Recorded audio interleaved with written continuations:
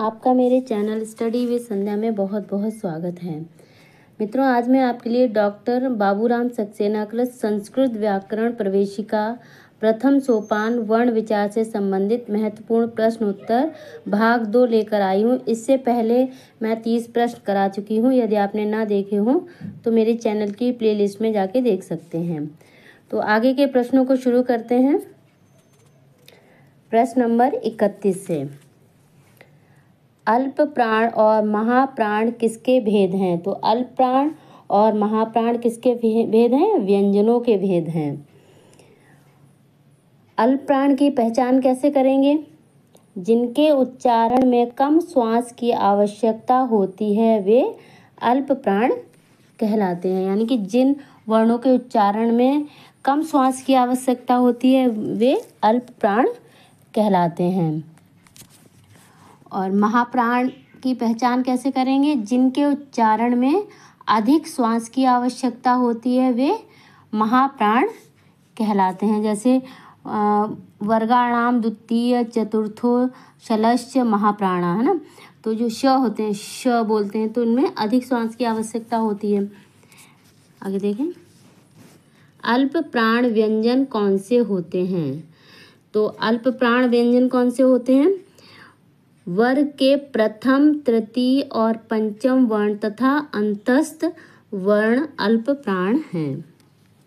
तो अल्प प्राण कौन कौन कहलाते हैं? वर्ग का प्रथम, तृतीय और पंचम वर्ण तथा अंतस्थ वर्ण अल्प प्राण कहलाते हैं। महाप्राण व्यंजन कौन से होते हैं? तो महाप्राण व्यंजन होते हैं वर्गों के द्वितीय और चतुर्थ तथा ऊष्म व्यंजन महाप्राण कहलाते हैं।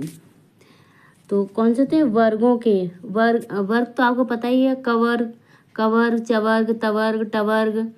तो ये जो वर्ग हैं, तो इन वर्गों के जो द्वितीय और चतुर्थ तथा ऊष्म व्यंजन, जो ऊष्म व्यंजन होते हैं वो महाप्राण कहलाते हैं। कंठ से उच्चरित वर्ण कौन कौन से हैं? तो कंठ से उच्चरित वर्ण कौन कौन से हैं? अ, आ, विसर्ग, क, ख, ग, घ, ण, यानी कि क, ख, ग, घ, ण यानी कवर्ग। तो ये कौन से हैं? ये कंठ से उच्चरित होते हैं। आगे देखें, कंठ से उच्चरित वर्णों का सूत्र कौन सा है? तो सबके लिए एक एक सूत्र इन्होंने बना रखा है, और जिससे कि हमको याद करने में अत्यंत आसानी होती है। तो इसका सूत्र होगा अकुह विसर्जनीयानाम कंठा। अकुह विसर्जनीयानाम कंठा, यानी जो कवर्ग हैं और अकुह विसर्जनीयानाम कंठा, तो कंठ से जो उच्चरित वर्ण हैं उनका सूत्र है अकुह विसर्जनीयानाम कंठा। और भी सबके सूत्र अलग अलग हैं। चलिए आगे बताऊंगी मैं आपको। प्रश्न नंबर 38, इ, य, च, छ, ज, झ, व, श का उच्चारण स्थान क्या है? तो इसका उच्चारण स्थान है तालु। हम अगर कुछ समझ में नहीं आता ना, तो एग्जाम में आता है, तो उस वर्ण का उच्चारण करके देख लेने से पता चल जाएगा कि ये कहाँ से उच्चरित होता है। कंठ से होता है, तालु से होता है, नासिका से होता है, तो आपको पता चल जाएगा। और तालु से उच्चारित वर्णों के लिए किस सूत्र का प्रयोग किया गया है? तो इसके लिए कौन सा सूत्र है? इच यशानाम तालु।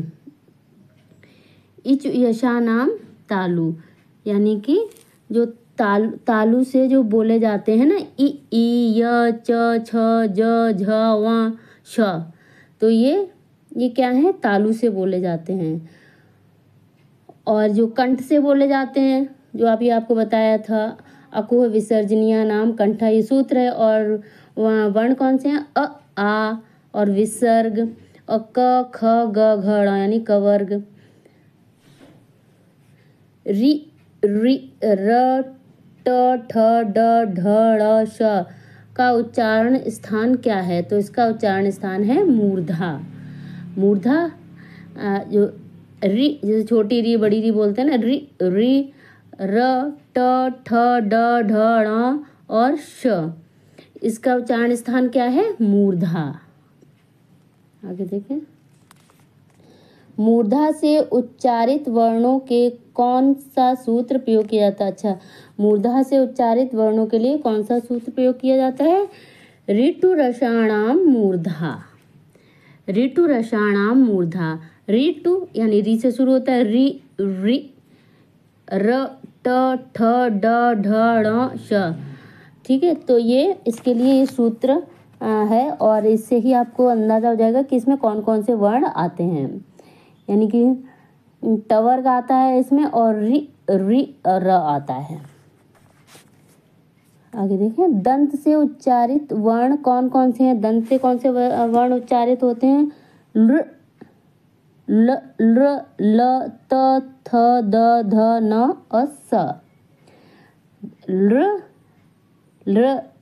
ल त थ द ध न और स, एक तवर्ग हो गया और स हो गया और र, ठीक है। दंत उच्चारित स्थानों का सूत्र क्या है? इनका सूत्र क्या है जिससे आपको याद रहे? ऋतु लसानाम दंता, ये गलत आ गया है, यहाँ होगा दंता, ऋतु लसानाम दंता, विसर्ग होगी यहाँ पे।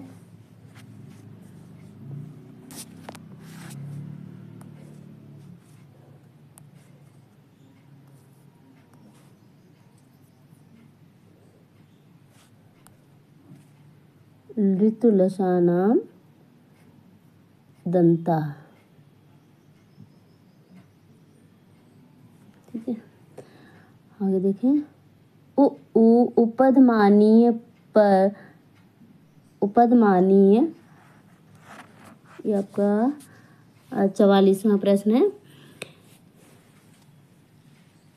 उपधमानीय प, गलती से टाइपिंग मिस्टेक है, प फ ब भ म का उच्चारण स्थान क्या है? तो उनका उच्चारण स्थान क्या है? ओष्ठ। ओष्ठ में कौन कौन से आते हैं? उ ऊ, उपधमानी और पवर्ग, प फ ब भ म, ये इसमें आते हैं।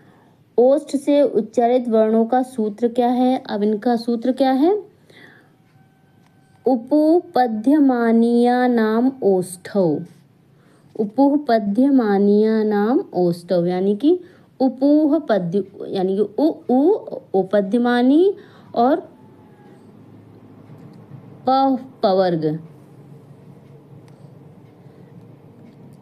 उ पवर्ग उपध्यमानीय और उपध्यमानीय। तो ये क्या है? ये ओष्ठ से उच्चारित वर्ण है, ये इसका सूत्र है।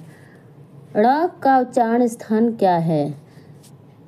तो ड़ का उच्चारित स्थान क्या है? कंठ और नासिका। व का उच्चारण स्थान क्या है? तो इसका वहाँ तालु और इसमें नासिका का भी प्रयोग होता है, तालु और नासिका। ए और ए का उच्चारण स्थान क्या है? ए कंठ और तालु। ओ और औ का उच्चारण स्थान क्या है? ओ और औ। तो आप बोल के देखेंगे तो आपके ये जो होंठ होते हैं वो इसमें अधिक कार्य करते हैं। ओ और औ, कंठ और ओष्ठ। प्रश्न नंबर 50, व का उच्चारण स्थान क्या है? तो व का उच्चारण स्थान क्या है? दांत और ओष्ठ, व। अनुस्वार का उच्चारण स्थान क्या है? तो अनुस्वार, अनुस्वार से आप समझ जाएंगे उसका उच्चारण स्थान होगा नासिका, नासिका। वर्णों के उच्चारण में लगने वाले प्रयत्न कितने प्रकार के होते हैं? तो वर्णों के उच्चारण में लगने वाले प्रयत्न कितने प्रकार के होते हैं? 2 प्रकार के। कौन कौन से होते हैं? एक तो आपका है आभ्यंतर, ठीक है, आभ्यंतर प्रयत्न, और दूसरा होगा आपका, एक तो आभ्यंतर हो गया, एक हो गया बाह्य प्रयत्न। बाह्य प्रयत्न, ठीक है, एक आभ्यंतर प्रयत्न और एक बाह्य प्रयत्न। आभ्यंतर प्रयत्न कितने प्रकार के होते हैं? तो आभ्यंतर प्रयत्न 5 प्रकार के होते हैं। आभ्यंतर प्रयत्न 5 प्रकार के होते हैं। कौन कौन से हैं? अच्छा, आभ्यंतर प्रश्नों के नाम क्या हैं यहाँ पे आपको बता दिया गया है। स्पृष्ट, ईषद स्पृष्ट, ईषद विव्रत, विव्रत, संव्रत, ये 5 हैं जो आपके आभ्यंतर प्रयत्न हैं। आभ्यंतर प्रयत्न कितने प्रकार के हो गए? 5 प्रकार के। स्पष्ट, स्पृष्ट, ईषद स्पृष्ट, ईषद विव्रत, विव्रत और संव्रत। अब ये तो आभ्यंतर हो गया। अब बाह्य प्रयत्न कितने प्रकार के होते हैं? तो बाह्य प्रयत्न होते हैं आपके 11 प्रकार के। कौन कौन से होते हैं बाह्य प्रयत्न? कौन कौन से होते हैं? तो हैं विवार, संवार, श्वास, नाद, घोष, अघोष, अल्प प्राण, महाप्राण, उदात्त, अनुदात्त और स्वरित, ये आपके बाह्य प्रयत्न होते हैं। आगे देखें, वर्गों के प्रथम द्वितीय वर्ण तथा श, श, स यानी खर कहते हैं का प्रयत्न क्या है? तो इसका प्रयत्न क्या है? बाह्य प्रयत्न, विवार, श्वास और अघोष। उदात्त, अनुदात्त और स्वरित प्रयत्न किसका होता है? तो उदात्त, अनुदात्त और स्वरित प्रयत्न केवल स्वरों के लिए प्रयोग किया जाता है, केवल स्वरों का होता है। आगे देखें, प्रश्न नंबर 59, 59, एक ही स्थान से निकलने वाले तथा एक ही आभ्यंतर प्रयत्न वाले वर्ण क्या कहलाते हैं? तो एक ही स्थान से जिनका उच्चार हो, मतलब एक ही स्थान से जो आभ्यंतर प्रयत्न होते हैं वाले वर्ण क्या कहलाते हैं? सवर्ण। भिन्न स्थानों पर उच्चरित वर्ण परस्पर क्या कहलाते हैं? भिन्न स्थानों पर उच्चरित वर्ण परस्पर असवर्ण कहलाते हैं। तो इस तरह मैंने आपके लिए वर्ण विचार से संबंधित जितने भी प्रश्न बन सकते थे लेकर आई हूँ। यदि आपको मेरा ये वीडियो पसंद आए तो कृपया लाइक करें, शेयर करें और मेरे चैनल को सब्सक्राइब करें। धन्यवाद।